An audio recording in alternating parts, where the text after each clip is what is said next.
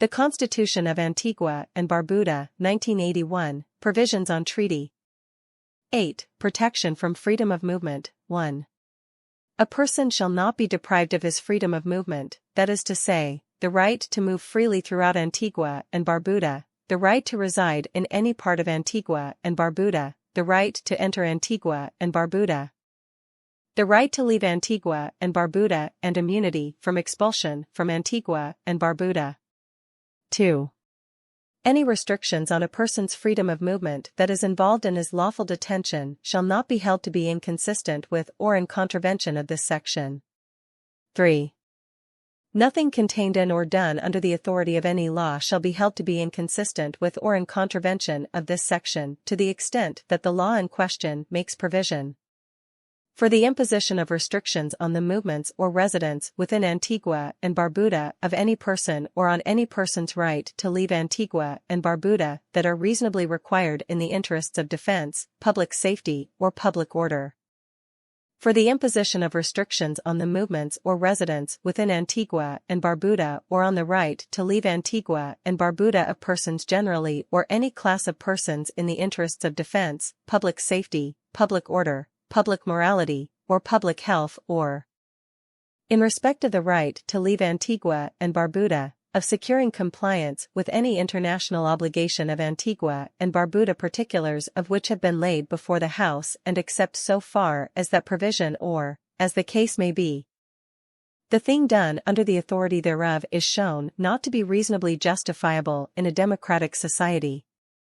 For the imposition of restrictions, by order of a court, on the movement or residence within Antigua and Barbuda of any person or on any person's right to leave Antigua and Barbuda either in consequence of his having been found guilty of a criminal offense under a law or for the purpose of ensuring that he appears before a court at a later date for trial of such a criminal offense or for proceedings relating to his extradition or lawful removal from Antigua and Barbuda.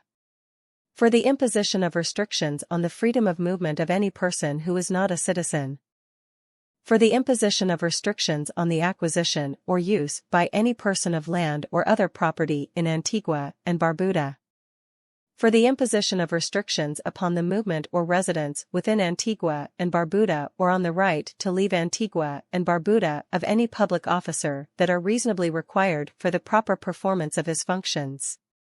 For the removal of a person from Antigua and Barbuda to be tried or punished in some other country for a criminal offense under the law of that other country or to undergo imprisonment in some other country in execution of the sentence of a court in respect of a criminal offense under a law of which he has been convicted, or